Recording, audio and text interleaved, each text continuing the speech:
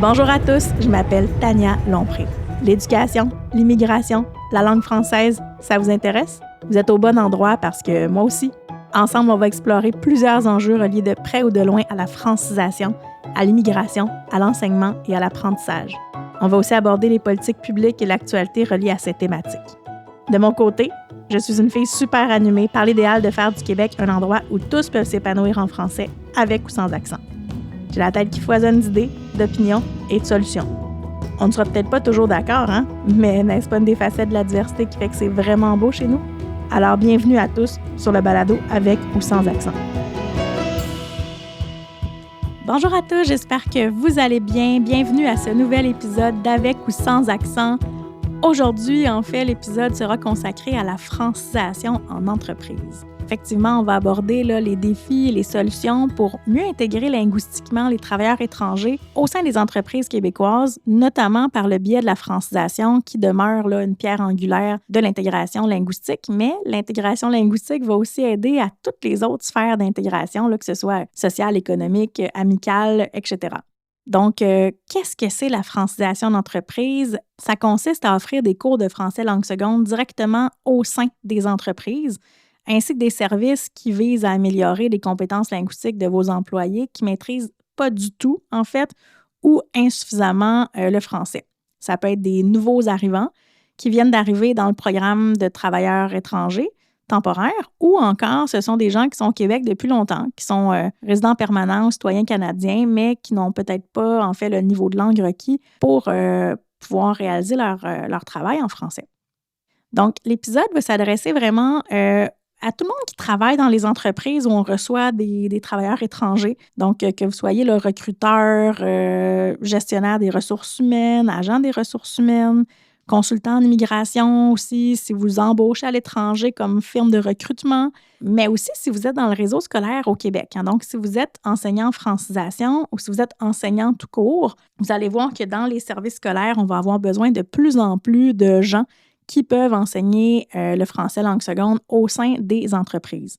Qu'est-ce que c'est un cours en entreprise? C'est aussi un cours qui va viser, en fait, le français nécessaire à, évidemment, le français tout court, nécessaire à toutes les habiletés langagières, donc comprendre, parler, lire, écrire, connaissance de la culture d'accueil, connaissance interculturelle, tout ça.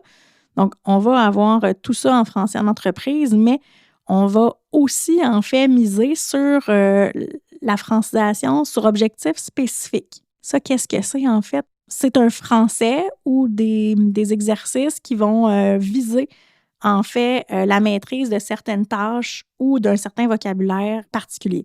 Donc, si vous êtes une firme de portes et fenêtres et que vous embauchez à l'étranger, vous offrez, par exemple, un cours de francisation qui permet aux employés de se présenter, de communiquer avec les collègues, tout ça, mais un cours qui va aussi leur expliquer ce que c'est une vitre, ce que c'est un cadrage, ce que c'est une porte, ce que c'est une fenêtre, ce que c'est un carrelage. Donc, bon, bref, je n'ai pas vraiment de vocabulaire en porte et fenêtre, vous comprenez, mais tout le vocabulaire nécessaire, en fait, à la réalisation de leur emploi.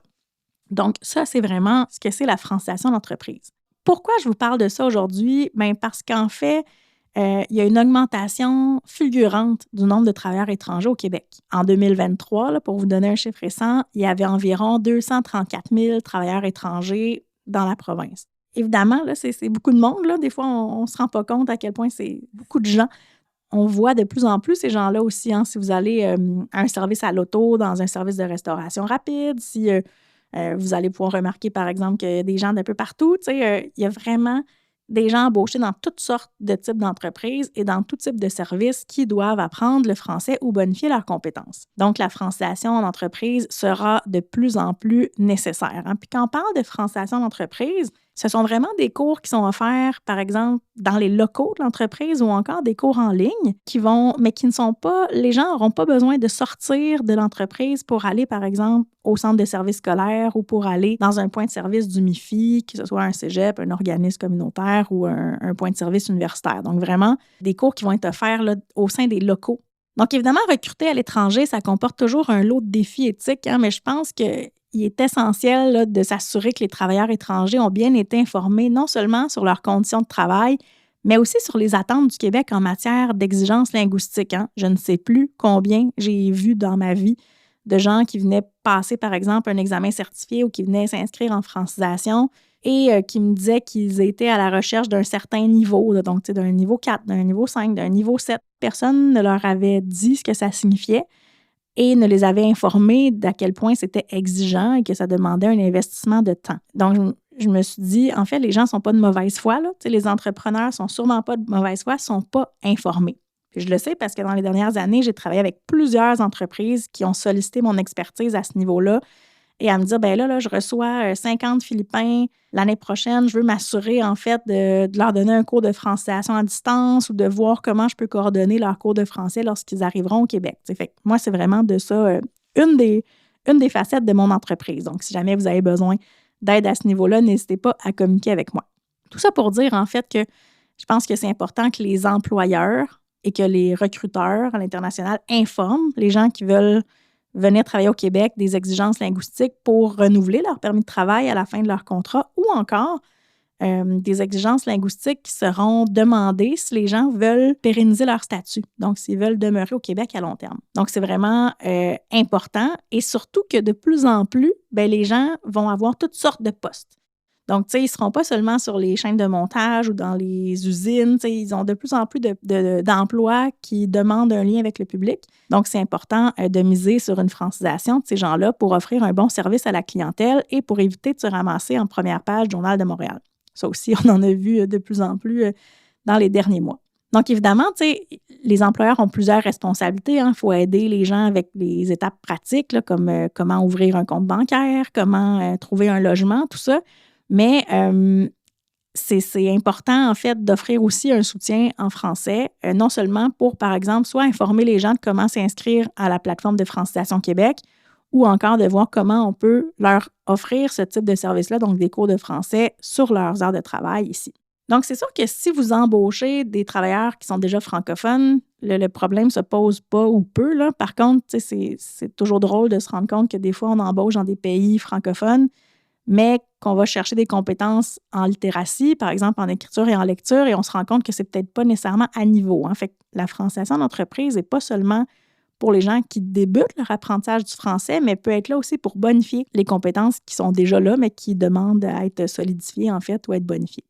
Évidemment, si vous embauchez aussi dans des pays francotropes, donc des endroits où les langues parlées sont plus similaires au français, comme par exemple les pays où on parle portugais ou espagnol ou italien, donc l'apprentissage du français va être beaucoup plus facile pour vos employés. Par contre, si vous embauchez dans des pays où on ne parle pas du tout français, où les employés n'ont aucun niveau de base en français, ne disent même pas bonjour, je pense que c'est vraiment essentiel d'offrir en fait une formation linguistique avant l'arrivée des gens au Québec. Souvent, on me demande combien d'heures je devrais offrir, tout ça. Il y a quand même pas mal d'entreprises au Québec ou à l'étranger qui offrent des cours de francisation comme ça en ligne avant que les gens arrivent. Et les forfaits populaires, c'est souvent 50 heures. Les gens vont vendre 50 heures de formation en français. Ils vont avoir une base en arrivant. Mais 50 heures, c'est vraiment une petite base. Je vous dirais qu'en 50 heures, ils vont savoir compter, dire leur nom, se présenter, s'excuser, avoir comme des conventions au niveau de la communication, bonjour, merci, au revoir, des choses comme ça, mais connaître l'alphabet, les sons, mais on s'entend qu'à 50 heures, là, on n'est pas, la personne n'est pas fluide, là, elle ne peut pas communiquer tant que ça. Donc, moi, je suggère toujours une base un peu plus haute, donc de viser plus un 100 heures de formation ou un 150 heures de formation. Le 150 heures de formation devrait faire en sorte que vos employés arrivent au Québec avec à peu près l'équivalent d'un niveau 2 sur l'échelle québécoise de 12 niveaux. Donc, de miser au moins une formation de base là, entre 50 et 150 heures si vous avez un bon budget, là, mais de viser là, entre 50 et 100 heures pour avoir au moins une base. Évidemment, vous pouvez offrir ces cours-là en ligne avec une entreprise qui en offre, mais vous pouvez aussi offrir ce service-là sur place dans les pays d'origine de vos employés, de vos futurs employés. Par exemple, avec l'Alliance française ou avec une école de langue privée qui pourrait vous offrir ce type de service-là.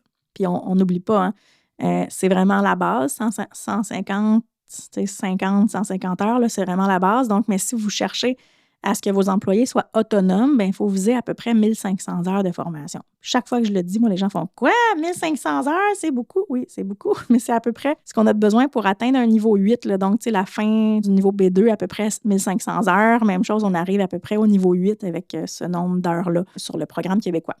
C'est énorme, mais c'est pour ça que si vous embauchez dans un pays francotrope, que vous offrez des cours avant d'arriver, puis tout ça, bien, vous partez déjà avec une longueur d'avance. C'est vraiment important, en fait, aussi de savoir qu'une langue, c'est long à apprendre. Hein? Donc, c'est pas vrai qu'on apprend une langue en 3-4 jours. Là.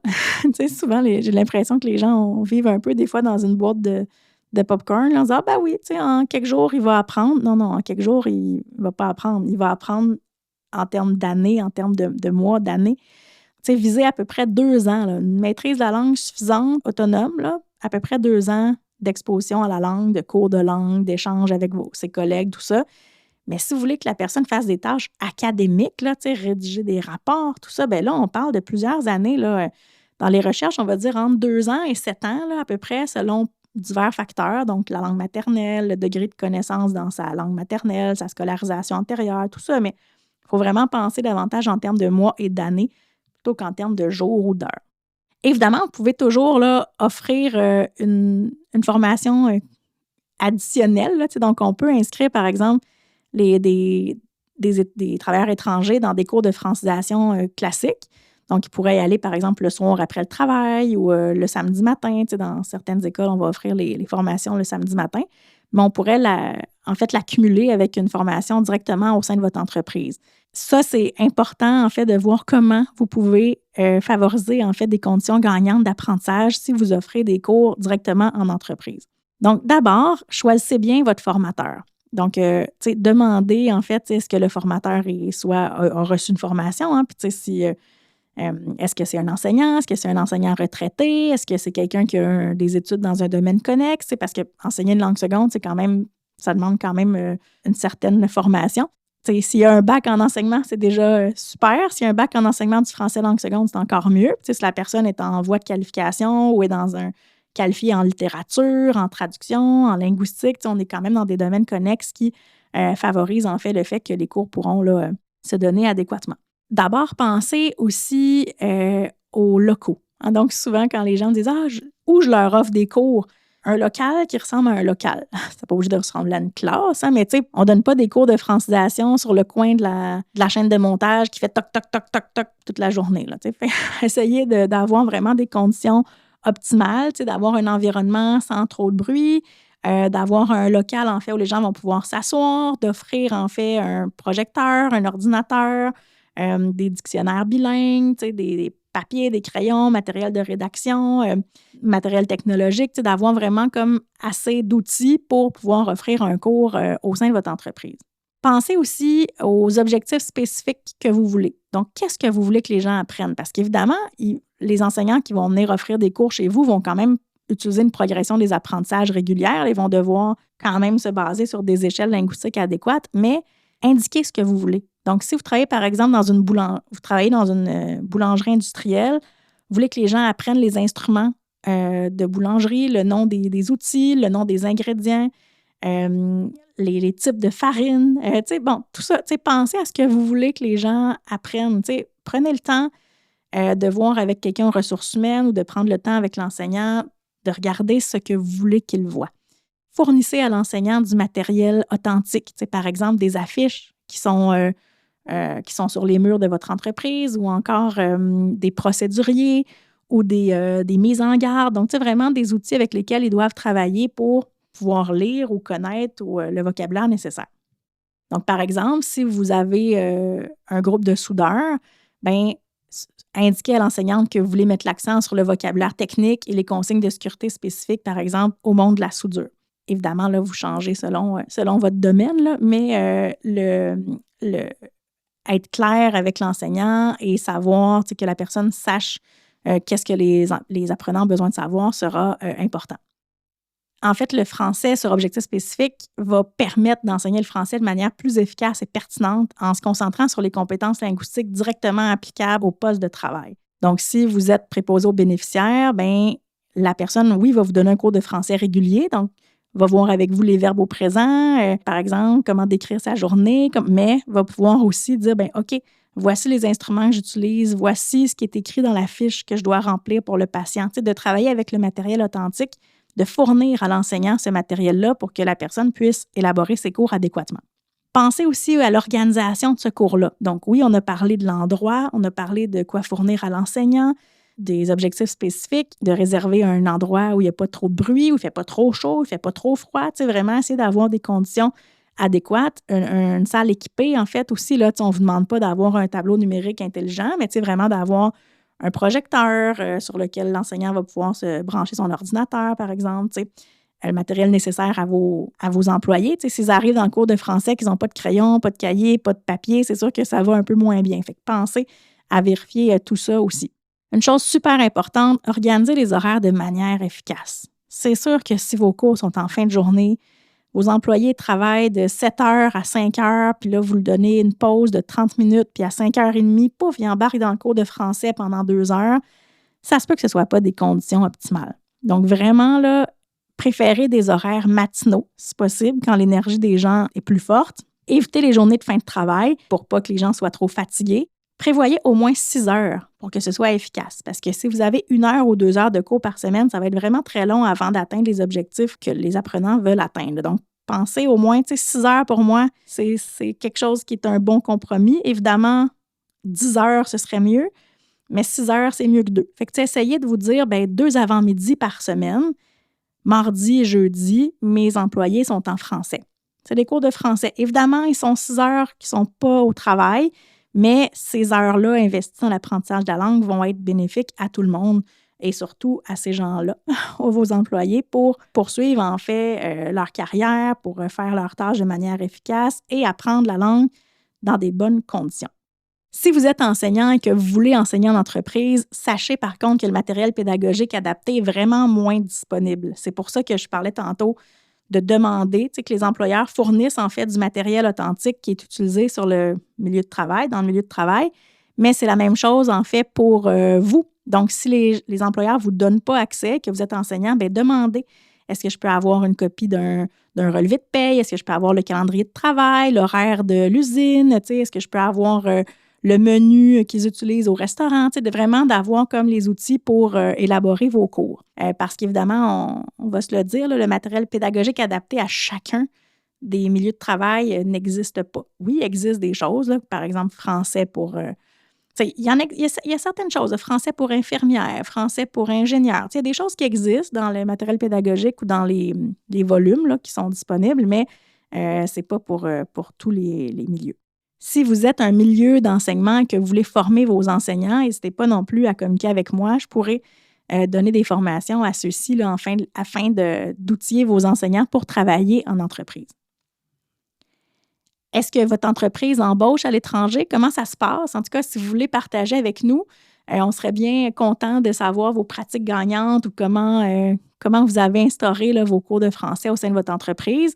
Évidemment, la francisation d'entreprise, c'est un défi, mais je pense qu'avec les bonnes stratégies et un engagement sincère de la part de tout le monde, là, elle peut transformer votre environnement de travail et favoriser vraiment l'intégration harmonieuse de vos travailleurs. Fait que je vous remercie vraiment d'avoir écouté cet épisode sur la francisation d'entreprise et on espère que ces conseils vous aideront à mieux intégrer vos nouveaux employés et à favoriser un environnement de travail harmonieux, productif et que tout le monde soit content. Donc, n'hésitez pas à communiquer avec moi si vous avez besoin de plus de détails ou que vous voulez organiser en fait un service de francisation d'entreprise au sein de votre milieu de travail.